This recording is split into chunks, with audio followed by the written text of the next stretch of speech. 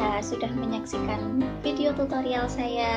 Jangan lupa klik subscribe di bawah ini, like, serta yang paling penting untuk selalu komen di video yang saya bagikan. Terima kasih.